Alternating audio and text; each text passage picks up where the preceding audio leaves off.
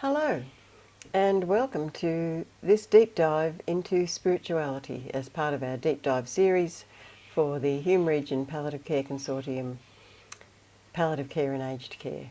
Thank you for showing up. It's not necessarily an easy thing to want to look at. We have varying degrees of comfort around spirituality, so I'm really glad you're here. So, spirituality is a dynamic and intrinsic aspect of humanity through which people seek ultimate meaning, purpose and transcendence and experience relationship to self, family, others, community, society, nature and the significant or sacred. So spirituality is expressed through beliefs, values, traditions and practices.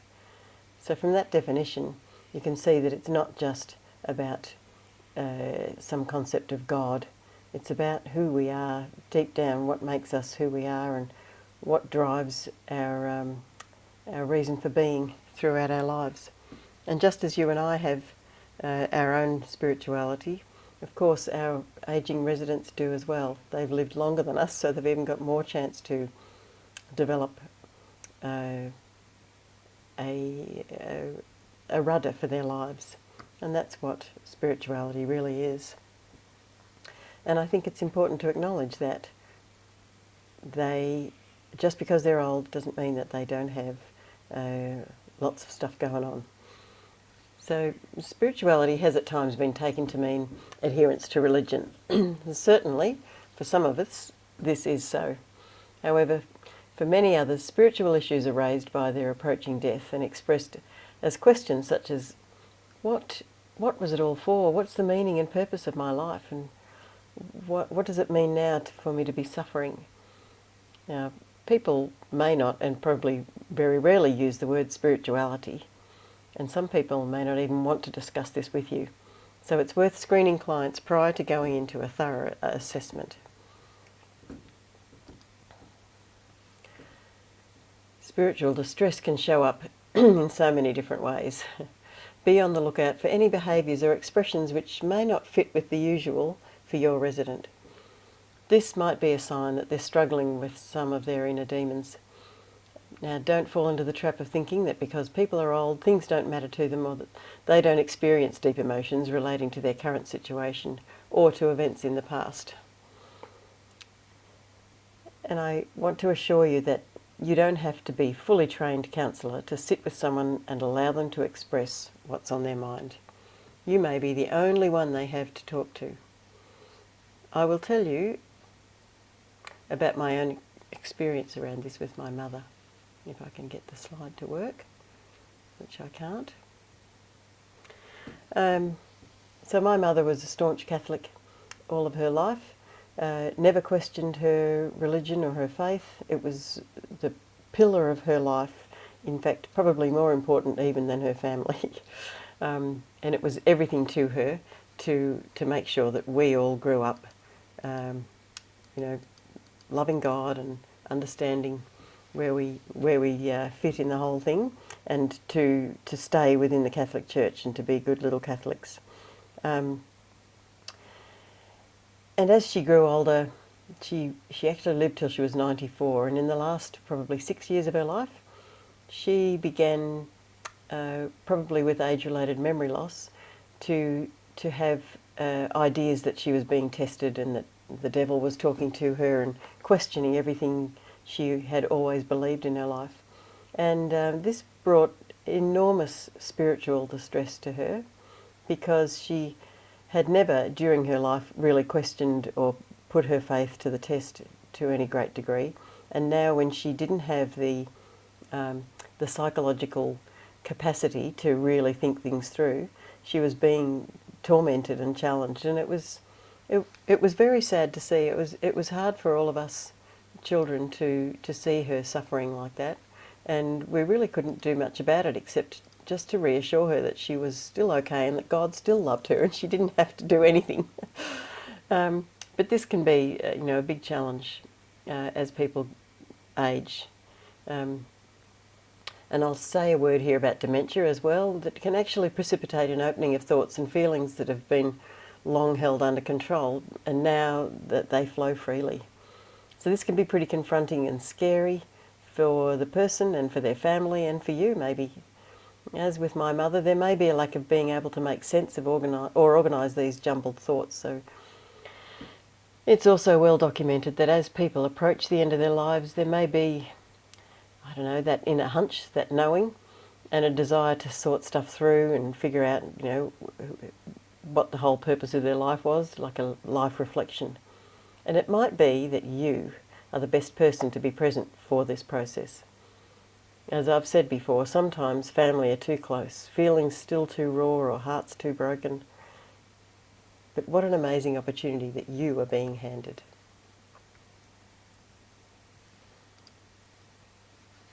Got to find the mouse. There's a slide here that's taken from an autobiography of a fellow called Professor Archie Cochrane. I'll just let you read it.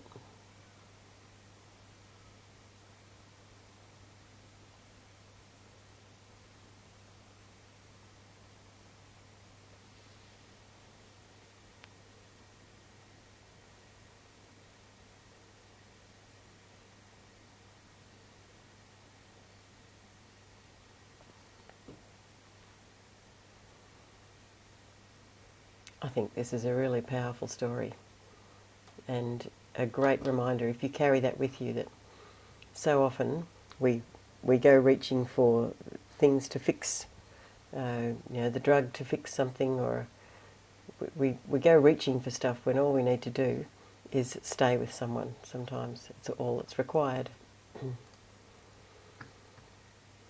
So the key points in approaching someone's spirituality and ministering to and tending to their spirituality, as I've just said, is attempting to control suffering by regarding it as a physical state amenable to treatment is inappropriate.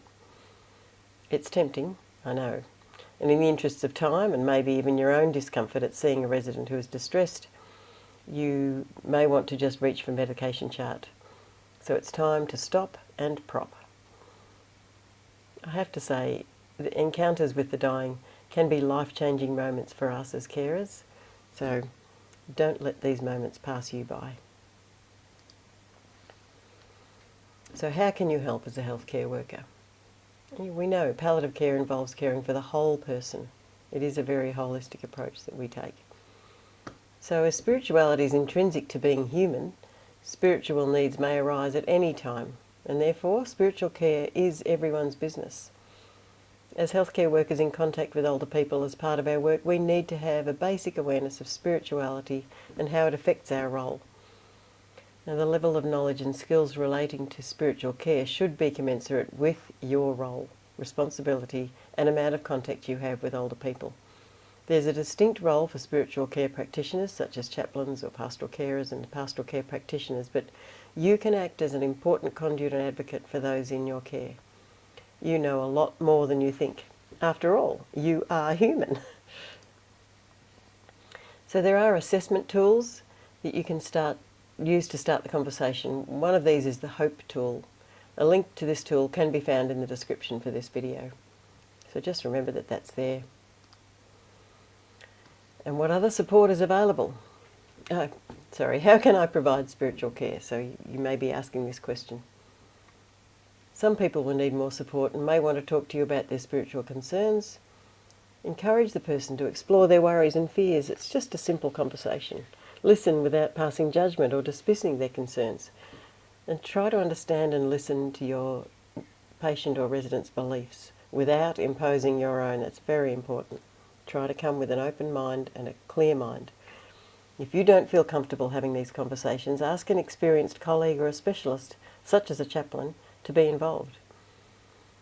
Questions about life and its meaning are very complex, so don't feel you always need to have an answer. In fact, you're better off thinking that you don't, and you never will. Leave room for listening, thoughtfulness and stillness. You can also encourage the patient to find their own coping techniques, especially ones that have worked for them in the past. This might include doing things they enjoy, or writing down thoughts and feelings in a diary, or finding ways to relax, such as listening to music, or having a massage, or reading a book, Some people may find it helpful to find out more about how they're feeling for themselves. You could suggest the patient or the resident reads our information on emotional and spiritual pain. Some people will need more support and may want to talk to you about, no, I'm going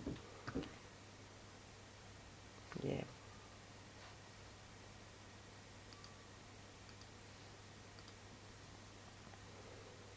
What other support is available?